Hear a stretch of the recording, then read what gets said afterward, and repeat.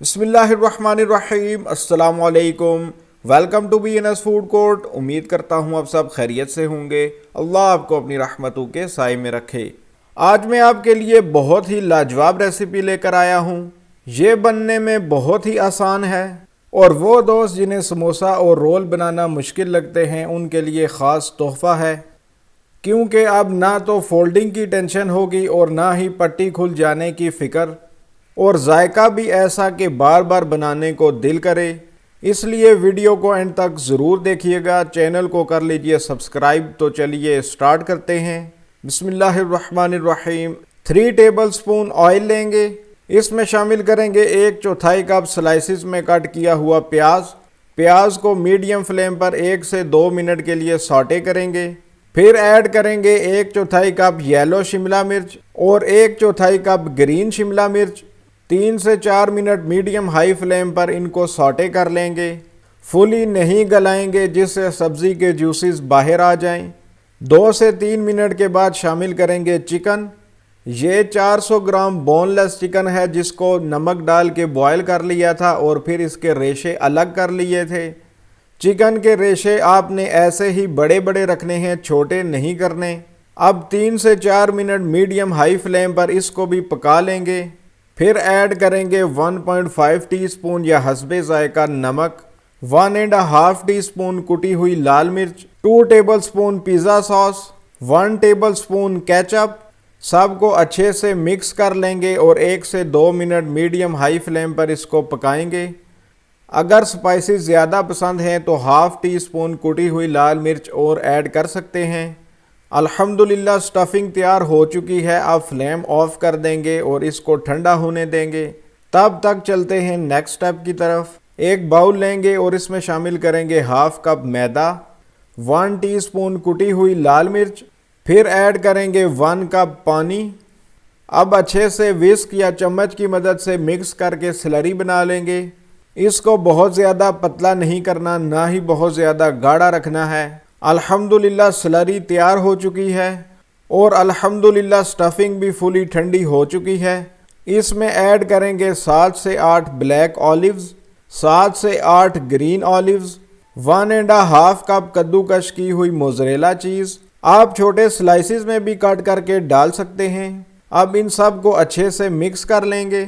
और एक और बात, अगर आपके पास ग्रीन या ब्लैक ऑलिव्स में से कोई एक भी हैं तो आप ऐड कर सकते हैं और टेस्ट के मुताबिक आप इनको कम या ज़्यादा भी डाल सकते हैं।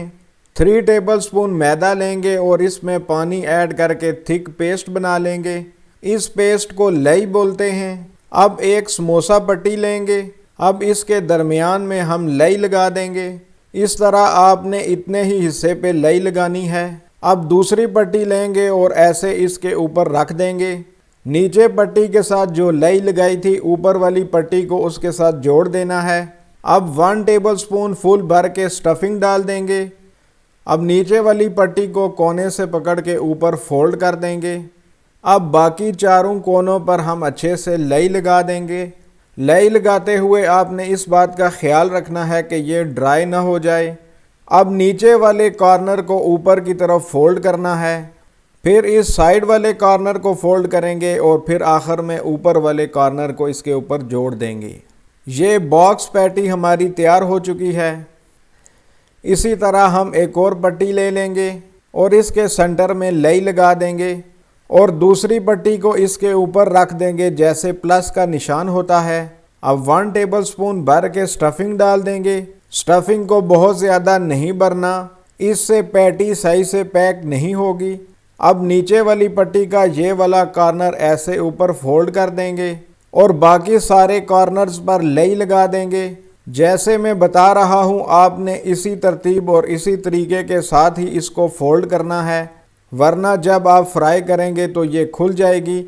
इसी तरह हमने सारी बॉक्स पैटीज़ को तैयार कर लेना है। अब जो स्लरी हमने बनाई थी बॉक्स पैटी को उसमें अच्छे से डिप करेंगे और कुछ देर इसको ऐसे उठा के रखेंगे ताकि एक्स्ट्रा स्लरी उतर जाए। फिर इस पैटी को ब्रेड क्रम्स के साथ कोट करेंगे। क्रम्स से ये बहुत क्रिस्पी बनेगी। माशाअल्लाह खूबसूरत सी पैटी तैयार है। इसी तरह हम दूसरी पैटी लेंगे और उसको स्लरी में अच्छे से डिप करेंगे और फिर ब्रेड क्रम्स के साथ इसको कोट करेंगे। स्लरी में डिप करने से ये बाइंड रहेगी और क्रम्स लगाने से क्रिस्पी होंगे। ऐसे ही सारी पैटीज़ को तैयार कर लिया है। अब इनको फ्राई कर लेते हैं। ऑयल लेंगे और पैटीज़ को फ्राई होने के लिए इसमें शामिल कर देंगे।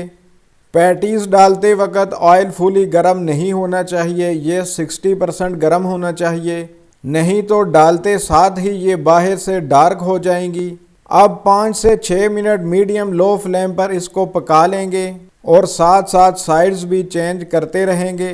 फिर फ्लेम को मीडियम कर लेंगे ताकि प्यारा सा गोल्डन ब्राउन कलर आ जाए। अल्हम्दुलिल्लाह फुली फ्राई हो चुके हैं। माशाअल्लाह बहुत ही प्यारा गोल्डन ब्राउन कलर आ चुका है। अब इनको हम निकाल लेंगे और इसी तरह बाकी पैटीज़ को भी फ्राई कर लेंगे। अगर ऑयल का टेम्परेचर ज़्यादा है तो टेम्परेचर को कम करें और फिर पैटीज़ डालें। ये बहुत ज़रूरी बात है, यहाँ अक्सर गलती हो जाती है। फिर फ्लेम को मीडियम लो करके 5 से 7 मिनट पकाना है। 5 से 7 मिनट के बाद फ्लेम को मीडियम करके गोल्डन ब्राउन कलर आने तक फ्राई करना है। अल्हम्दुलिल्लाह हमारी पैटीज़ फ्राई हो चुकी हैं। अब हम इन्हें डिश आउट कर लेते हैं। माशाअल्लाह अल्हम्दुलिल्लाह डिश आउट हमने कर ली हैं। माशाअल्लाह बहुत ज़बरदस्त फ्राई हुए हैं। देखें कलर कितना प्यारा आया है। आप इन्हें ज़रूर बनाएं, ये बनानी बहुत आसान है। और सबसे अच्छी बात यह है कि आप 2 से 3 महीने तक फ्रीज़र में इनको स्टोर भी कर सकते हैं। अब जल्दी से चैनल को सब्सक्राइब कर लीजिए और वीडियोस को लाइक कर लीजिए और वीडियोस को ज़्यादा से ज़्यादा शेयर कीजिए। और हाँ, बेल आइकन को प्रेस करना बिल्कुल ना भूलिएगा, नहीं तो आपको बर वक्त कैसे पता चलेगा कि नई वीडियो आ चुकी है। तो चलिए प्यारी सी बॉक्स पैटीज़ को टेस्ट कर लेते हैं। बिस्मिल्लाहिर्रहमानिर्रहीम। इसको तोड़ के देखते हैं। माशाअल्लाह देखें कैसे स्टफिंग से भरपूर है। बहुत मज़ेदार है। माशाअल्लाह अंदर से जूसी और चीज़ी है और बाहर से फुली क्रिस्पी भी है और ना ही पैटीज़ ने ऑयल को सोक किया है, इसलिए अंदर से ऑयली बिल्कुल नहीं है, बस स्टफिंग जूसी है। इसके साथ ही अपने और अपने प्यारों का रखिए ख्याल। अगली वीडियो तक मुझे दीजिए इजाज़त। अल्लाह हाफिज़। अस्सलामु अलैकुम।